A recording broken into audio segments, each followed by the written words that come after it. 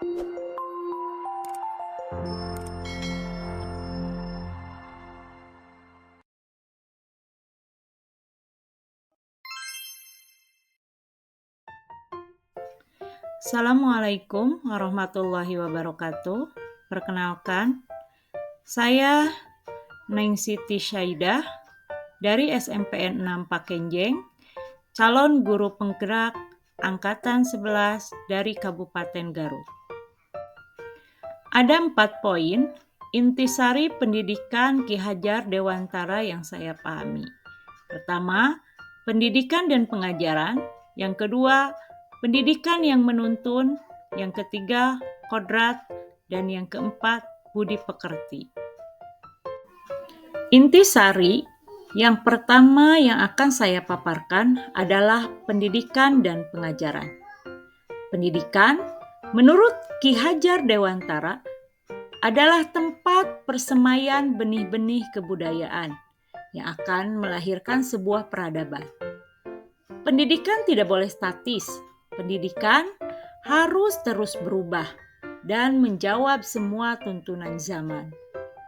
Sedangkan pengajaran menurut Ki Hajar Dewantara adalah bagian dari pendidikan, di mana pengajaran merupakan suatu proses pendidikan dalam memberikan ilmu yang berfaedah untuk kecakapan hidup anak secara lahir dan batin.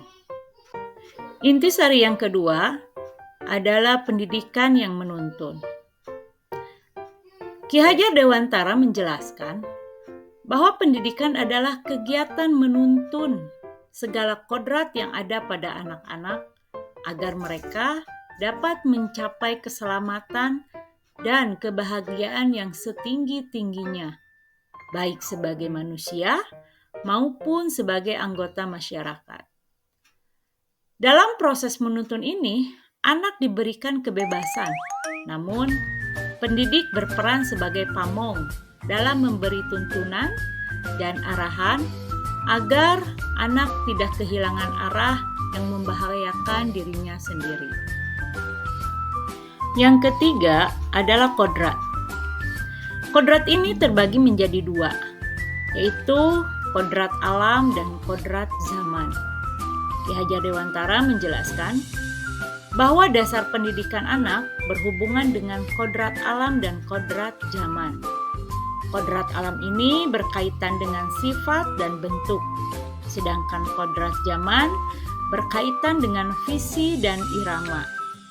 Ki Hajar Dewantara juga mengingatkan bahwa pendidikan anak sejatinya menuntut anak mencapai kekuatan kodratnya sesuai dengan alam dan zamannya. Maka, pendidik harus mendidik anak sesuai dengan alam dan zaman anak itu sendiri. Dan yang terakhir, pemikiran Ki Hajar Dewantara tentang budi pekerti. Menurut beliau, budi pekerti atau watak atau karakter merupakan perpaduan antara gerak, pikiran, perasaan, kehendak, ataupun kemauan, sehingga menimbulkan tenaga. Budi pekerti juga dapat diartikan sebagai perpaduan antara cipta, karsa, sehingga menciptakan sebuah karya. Adapun refleksi kritis yang bisa saya ambil dari filosofi pemikiran Ki Hajar Dewantara tentang pendidikan adalah siswa individu merdeka. Siswa adalah individu yang merdeka dalam belajar. Merdeka belajar bermakna memberikan kesempatan belajar secara bebas dan nyaman kepada siswa.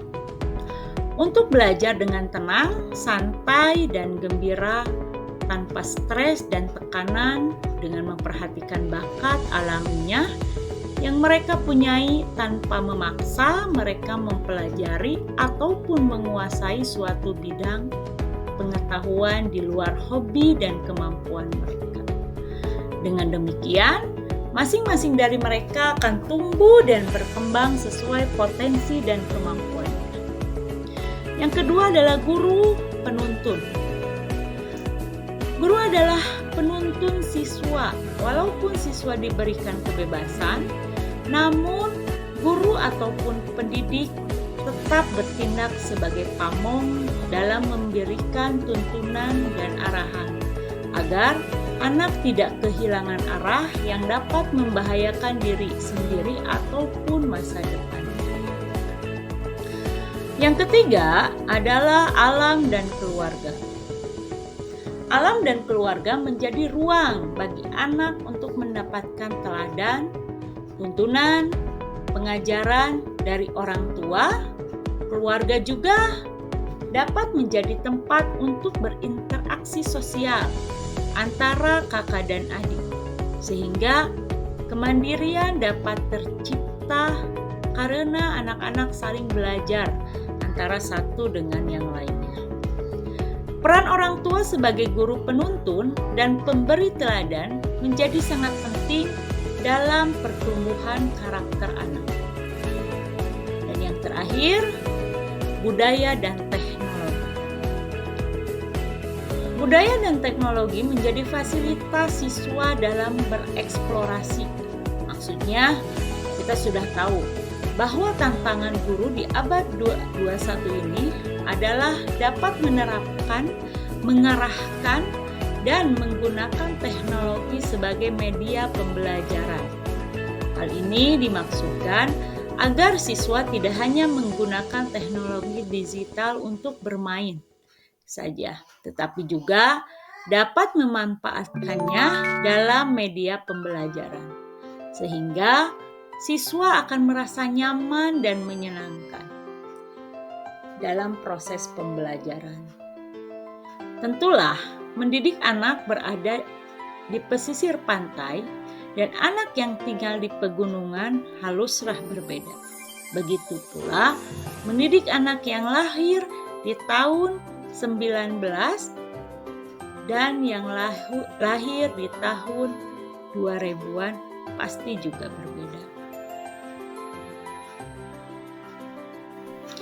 Dengan pemikiran Ki Hajar Dewantara ini, semoga ke depan kita semua sebagai seorang pendidik bisa menerapkan filosofi pendidikan yang disampaikan oleh Ki Hajar Dewantara. Teman-teman, terus semangat untuk kita para pendidik di Indonesia dalam menuntun anak-anak memaksimalkan kodratnya. Terima kasih. Assalamualaikum warahmatullahi wabarakatuh.